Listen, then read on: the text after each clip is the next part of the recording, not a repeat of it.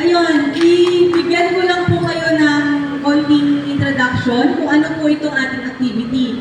Ayan po ay Walk with the Dog. Nakita niyo naman po dito sa ating poster is a doctor-led walking group. No? Fun, free, safe place to get some steps, learn about health, and meet new friends. So, ganun lang po siya kasimple.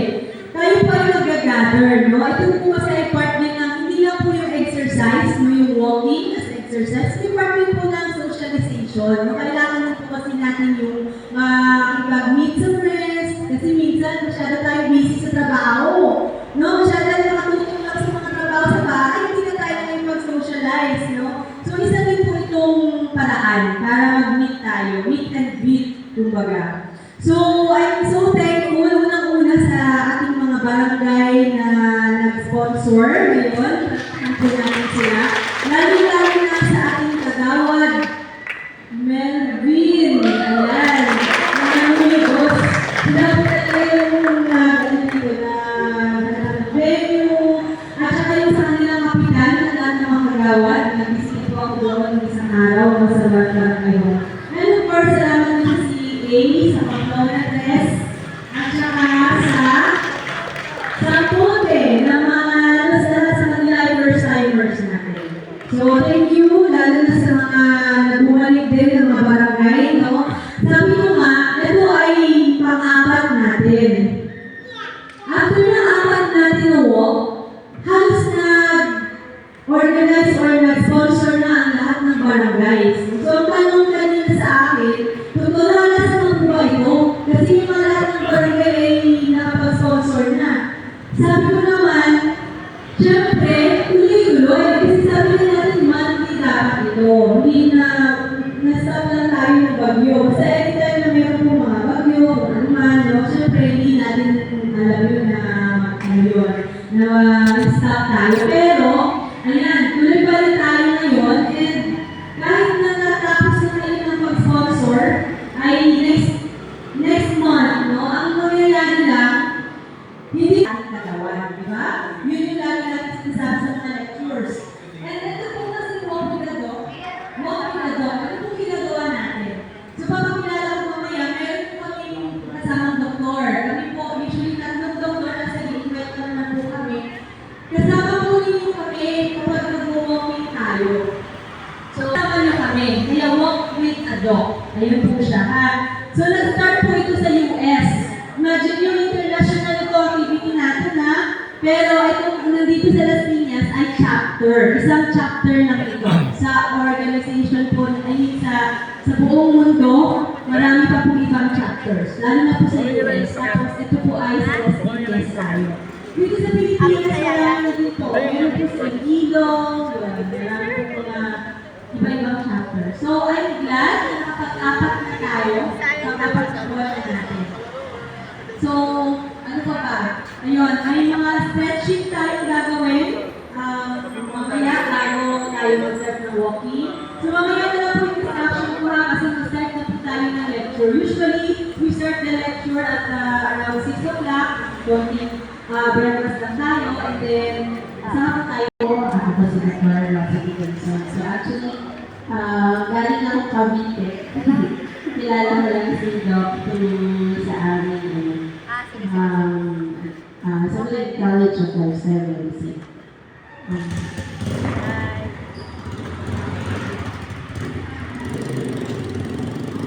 Thank you, Dr. So, tapos yung ating pangalawang doktora. So, kita nyo, tatlo kami dito, ha? Mag-support kami sa inyo. Ating pangalawang doktora na ipapakilala ko si Dr. Joy. Yes, good morning po sa lahat. Sino nga po yung perfect attendance dito? O yun, di ba? Lagi tayo magkakasama. So, maraming pong salamat sa inyo. And I hope everybody will enjoy today. Kasi po, di ba, ng mga nakarang araw lang yung ulan. So, pasalamat tayo kay Lord na binigyan tayo ng magandang weather. And then, kami po tatlo ni na doktora ay hindi po magkakasama sa isang ospital. Pero magkakasama po kami gaya po yung binigyan kanina sa lifestyle medicine. So, naalala po yung mga lecture natin mga nakaraan, di ba? So, I hope disseminate ko din yung information sa mga kasama nyo, sa mga iba na kaibigan, kasi po matututo din sila pag umattend po sila dito. Imagine, libre po yung mga lecture sitwasyon namin. Tama po ba, Doc? So, lagi po tayo merong lecture bago tayo mag-book. Para po maintindihan na din yung purpose ng ating work. Maraming salamat po ulit.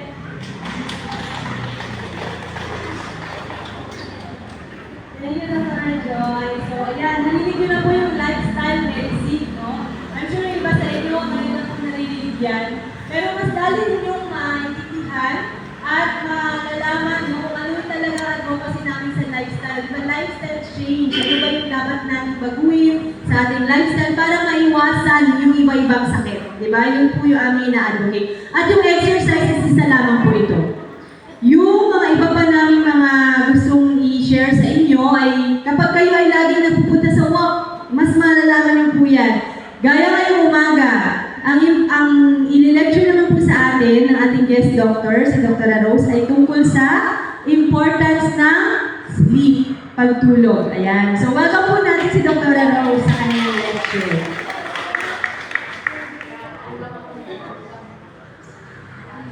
Hello, good morning po. Okay. So, ang pag-uusapan po natin ngayong umaga ay tungkol sa sleep o pagtulog. So, sino po dito ang nakatulog ng maayos kagabi? So, meron ba mga puyat? O pag-ilan? O, kasi maaga nagising. Okay. So, ano po ba ang sleep? So, sabihin niyo po, ano po ang sleep? Ano pa? Ano po bang nagagawa ng pagtulog sa katawan? Okay, so tama po si ma'am. Para po may energy. So usually po, ito po yung pagtulog sa gabi na ang katawan kumbaga nagre-regenerate. Diba? Nagre-repair ng mga inaano po yan sa habang pagtulog, doon po na-i-store ang memory. So, sa tingin niyo po, mga ilang oras ba dapat ang tulog? 6 to 8. Okay. So, actually po, sa adults, ang oras is 7 to 9 hours. Opo, ganun po mas maganda po kung ganun kahaba.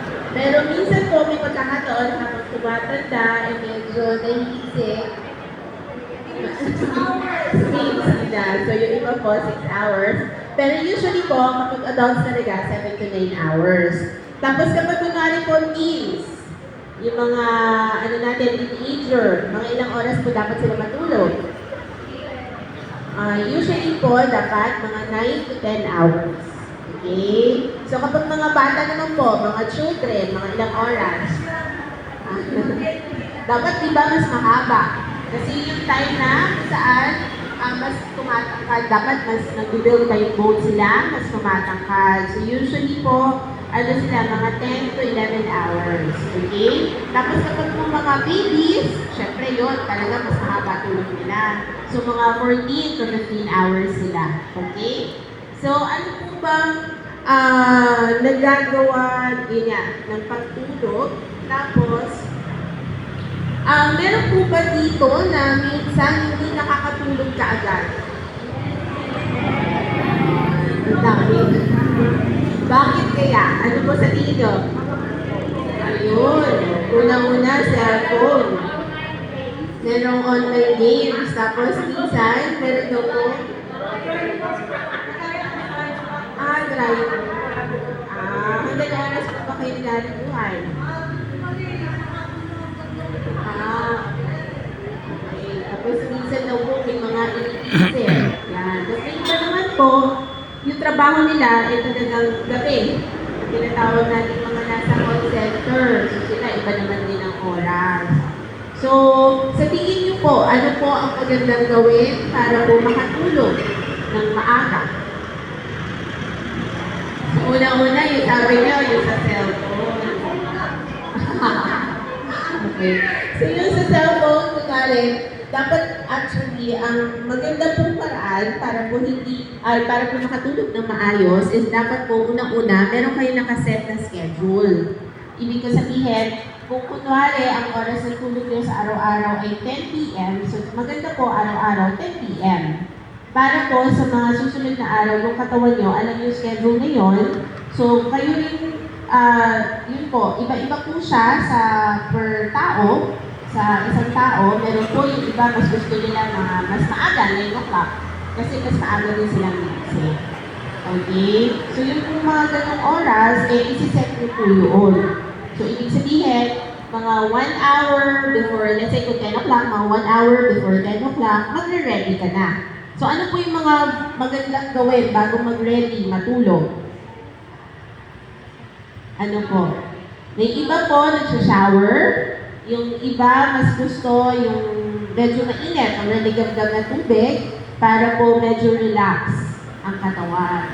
May iba po, may mga kunwari habits bago matulog.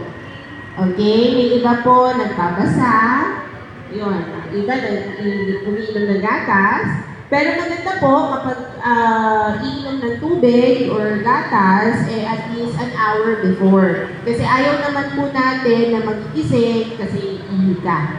Okay? So, maganda po naman. Tapos, isa rin po yung sa mag-cellphone. Diba? So, maganda po, 1 hour before sleeping, hindi na po magsa-cellphone. So, kung minsan kasi doon tayo napapaano pag nag-i-scroll, so makikita na natin, lalo na sa Facebook, makikita na natin, so tuloy-tuloy na yun. So, hindi na natin namalayan, alas 12 na pala. Nakuya na. Okay, so may iba po, nabatik kanina, nag-gaming. So, maganda rin po, bago mga 1 hour before matulog, hanggang maaari, dito na po yung pag-gaming. So, gagawa po tayo ng mga activities na makakapag-relax yung katawan. So, katulad po kanina, nabanggit yung pag-ligo, warm shower, o kaya pag-tulong po ng gatas, o kaya ano pa po ba sa dito para po ma-relax bago matulog? Yung iba po, nakikinig ng music. Okay? Lalo na yung mga classical. Yan, talaga yan. Kasi yung iba nga po nagbabasa. Yung iba po nagbabasa ng Bible, basta anything para po na-relax yung mind. Okay? Tapos, maganda din po yung ating bedroom o yung kama, yun po talaga, ito po dapat conceal sa matulog. Hindi po dapat doon tayo nag-cellphone, na kunwari nag-laptop, o kaya may iba pang ginagawa. Dapat talaga yung bedroom na yun, yung kama, siya na para sa pagtulog. So, ibig ko sabihin, kung kunwari meron kang kailangan gawin, lalabas ka doon. Pupunta ka kunwari sa sala, o kaya kung kailangan mo talagang mag-cellphone, meron kang kailangan kausapin, so lalabas ka. Kasi dapat yung bedroom, yung kama, nakatuon siya sa place ng pagtulog. Okay? Tapos, kasi may mga pagkakataon, sabi nila, kapag po puyat, gusto nilang bumawi. So, hindi rin maganda yun, na kunwari, pag weekdays, kasi may iba po, di ba, kapag pumapasok, sila yung tulog, kasi traffic, so minsan, mga ilang oras lang, hindi ka rin naman. So, sabi nila, gusto nilang bumawi. So, yung pilit mo rin yung sinasabi nilang bawi, kasi nag-oversleep ka naman. So, maganda po talaga, please schedule. Tapos lagi po ang weekend, nagbibigay snack pa, tapos hindi na nagkakaroon sa tulog, so hindi na gagawin dress, tapos hindi na daw maganda yung metabolism, diba? Kaya po mahalaga na maganda yung oras sa tulog natin. Okay, so insomnia, maraming dahilan na po ba yung cause ng insomnia. So, iba-iba po yun. So, yung kung ang tao po ay may insomnia, may iba po dahil may psychological, ibig sabihin may mga problema na iniisip kaya hindi po siya nakakatulog ng maayos. May iba po, nagbago kasi yung, kumbaga, yung clock niya ng pagtulog. Okay? Lalo na po kung kunwari, yung galing sa ibang bansa, tapos ito na dito, di ba nagiging yung oras. Tapos may iba naman po, dahil na yung nabanggit ko kanina, mga night shift. So, syempre, pag iba po yung oras sa tulog, nagkakaroon po ng insomnia. So, kapag ganyan po, mas maganda mag-check up sa ating doktor para po naman, ano po yung mas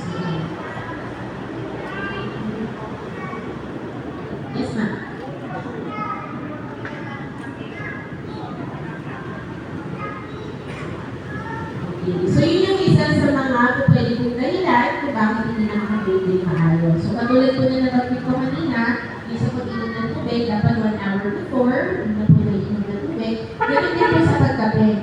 So kung hanggang maaari po, i-ano lang natin siya sa umaga. Kasi kapag po, ang kape kasi nakaka-stimulate siya. Lalo, kasama na rin po yung pag-inom na matatamis. Diba? So yun po, hanggang maaari, iwasan na rin po sa paggabi na. So talaga nakakape po sa umaga po.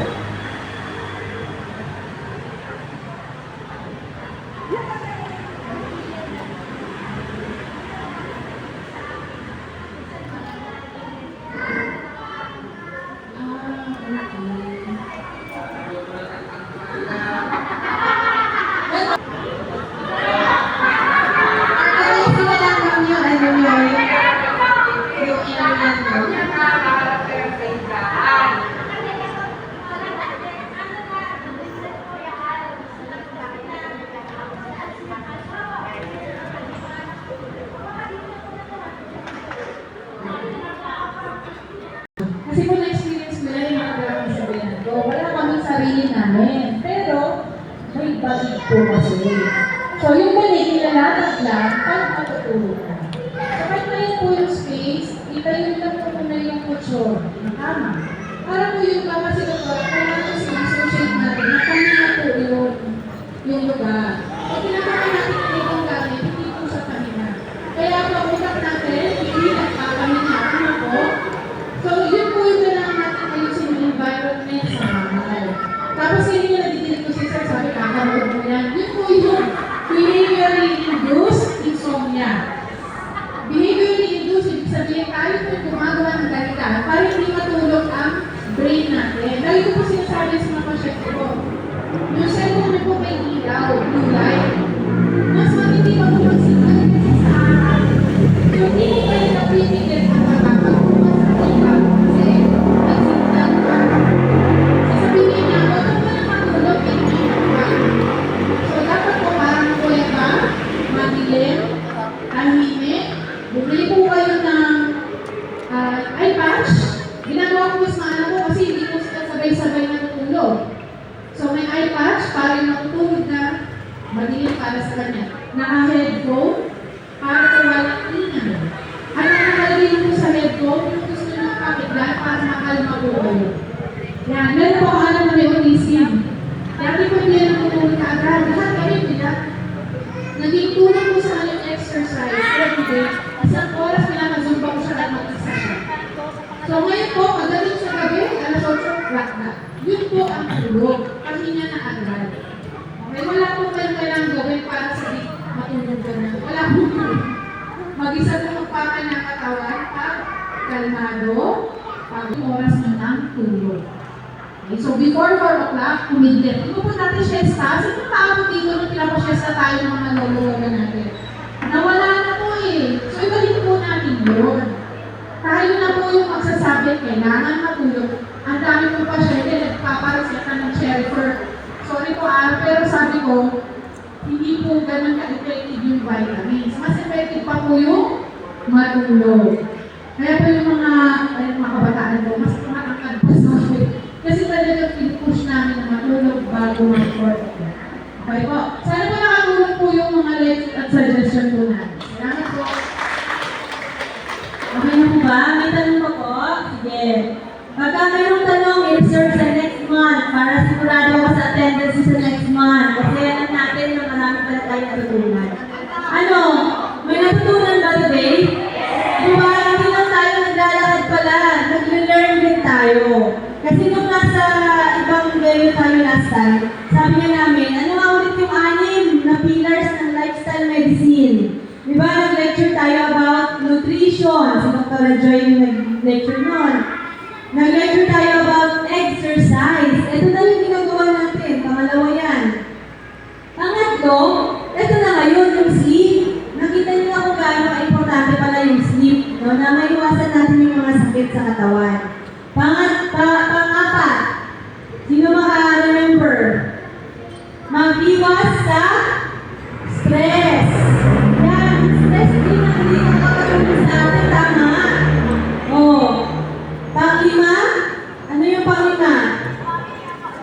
Mag-iwas sa sigarilyo at alak. Yung mga risky substances na tinatawag. Ayun, sino kaya dito yung nag-walk daw pero nag-smoke pala? Si Rodel. Siguro mag-isip din tayo kasi kasama pala yung Si Rodel po, tsaka si Atan. Pang-anim! Ano yung pang-anim? Tandaan lagi natin ito ha, may pag-quiz ako sa susunod na walk. Pang-anim. Actually yung pang-anim, ginagawa na natin ngayon. Social relationships. Improve natin yung ating social connections, no? Yung ating connection sa bawat isa, yung ating pakikitungo sa isa't isa, yung relationship sa family, sa ating mga barkada, sa ating mga friends, no? So, ganun po ang ginagawa natin ngayon. So, pinapractice natin. So, tungkol naman sa sleep, may last lang ako. Sino dito sa atin yung may hindi pagkape? Ayan, si Atan. Dami ako. Ayun, ilang cups kaya ng kape sa isang araw? Dalawa, tatlo, kaya naman pala hindi tayo nakakatulog. Ayun, kasi alam mo man, na yung pagkakape talaga, yung isang dahilan bakit tayo nagkaka-insomnia. Kami din naman mga doktor nagkakape. Pero kasi alam natin kung ano yung limit. Mayroon lang po tayong limit. Sa pagkakape natin, pwede ko po bang malaman kung anong gamit yung kape? 3-in-1 po ba? Sino 3-in-1? Ayun na. So, 3-in-1. Si Atan, 3-in-1. O, 3-in-1 versus yung ating sanang kape puro na lang siguro, Luna. Kape puro talaga maganda. Bakit po kaya? Kasi kami sa lifestyle medicine, we advocate yung mga pag-iwas natin sa mga processed foods. Paano po pag sinasabing processed foods? Makikita niyo po dun sa 3-in-1 coffee, ang dami-dami po ng ingredients.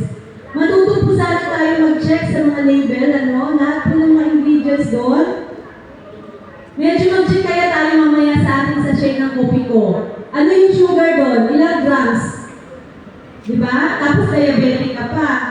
Tapos nag-3-in-1 ka pa. Kasi nga po, hindi namin yung na-advise dahil ang sugar niya napakadami. Kasi sa sugar, marami pa po siyang halo. Ang dami po niyang sobrang process na po siya. Kaya naman, ayun, aside sa caffeine na hindi nagpapatulog sa atin, iba pa po yung nagagawa sa katawan. May fats din po yun. Nakita niyo po ba yung mga kung ano-ano yung dun sa ingredient?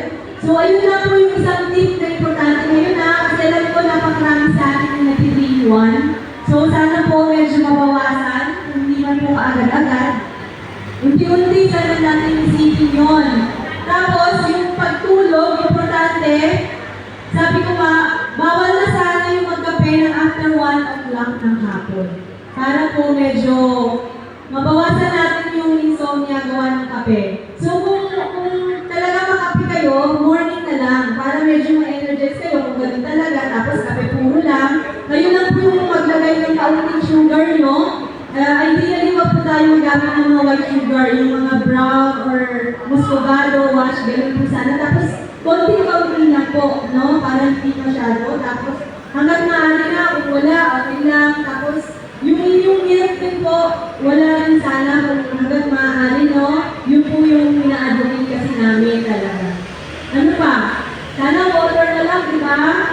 Kung kaya lang naman. Kasi talagang, ano. And then, pagtulog sa gabi, sabi na ni Dr. kanina, ano yung ideal na time ba? Nagtanong kayo kanina, ano ba talaga ideal na time sa pagtulog?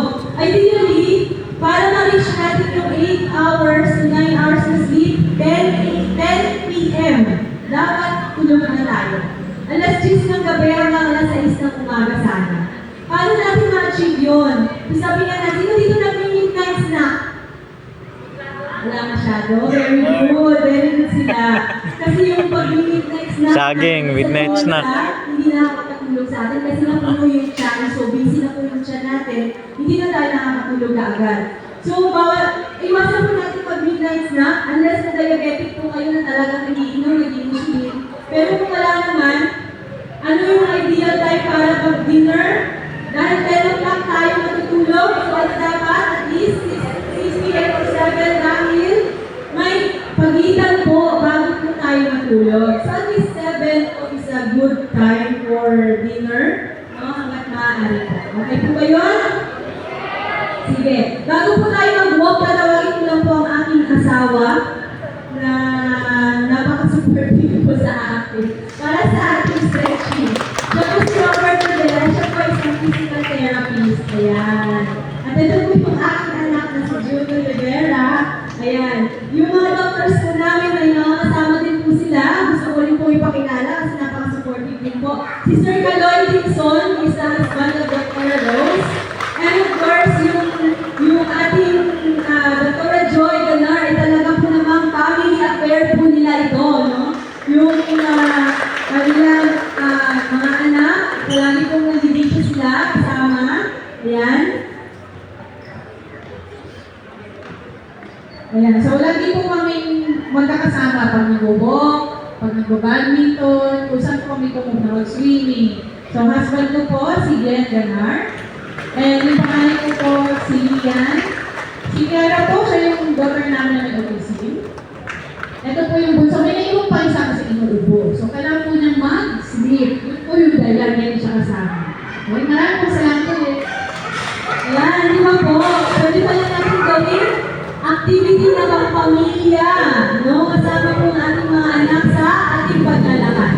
So, bago po tayo malakad, syempre, importante yung stretching. So, maraming salamat sa aking husband dahil siya po aking naatasan na mag-build ng ating stretching this morning. Good morning po sa lahat. Tayo po tayo. Tapos parang PE nung elementary natin, parang sideward tayo para may espasyo. So, usap tayo para may espasyo. Parang sideward. Ayan. Espasyo na tayo. Yung bibidyo ko.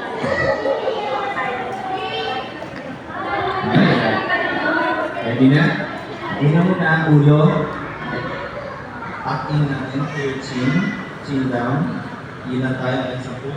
1, 2, 3, 4, 5, 6, 7, 8, 9, 10. 1, 2, 3, 4, 5, 6, 7, 8, 9, 10. Dali natin sa kanan. 1, 2, 3, 4, 5, 6, 7, 8, 9, 10. Dalawa na.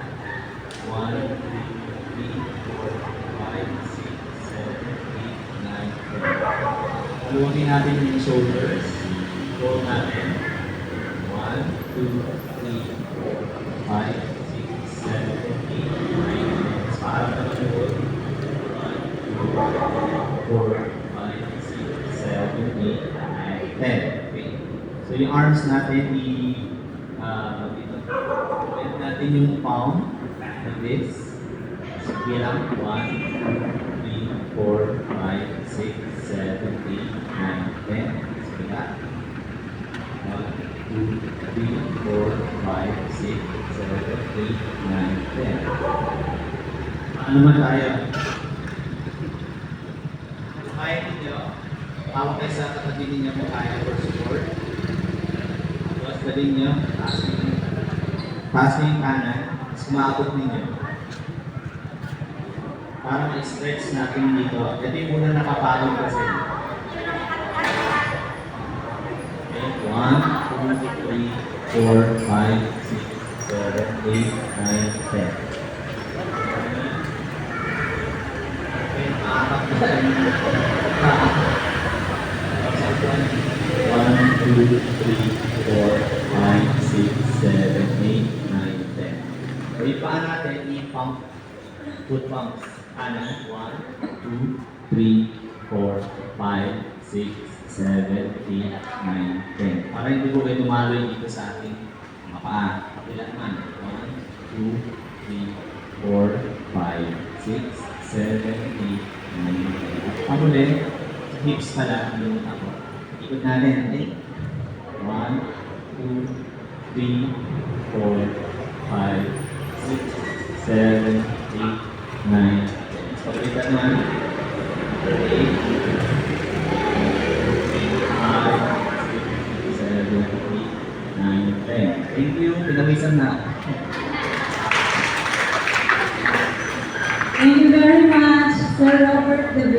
Ayan. So, bago po tayo mag-start ng walk, no, it's now 6:49. Ang instructions lang po ay, alam naman natin yung gatel, di ba? Yung global sound gatel. From here, mag-ingat po tayo. So, ang gagawin natin, kasi medyo makikit ang daan dito sa River Drive, mag 2 lanes, ano lang tayo, kahit walk by 2s tayo. Tapos, walk lang na yung normal walking lang muna tayo, kasi yung mga iba sa atin, first time. So, hanggat kaya lang po, tapos walk by 2s tayo para hindi tayo nakakasagaban sa mga sasakyan at baka tayo ay magamaan, no? Tapos, pagdating doon sa dulo, papunta sa global tent, liliko lang tayo. Tapos, sundan lang natin yung dulo na yun ng tent, tapos balik din po tayo dito. Ganun lang po yung ating ruta. Okay po ba yun? Sige, ingat po sa lahat. Tapos, pabalik na po dito, tayo ay may palugaw. Okay? So,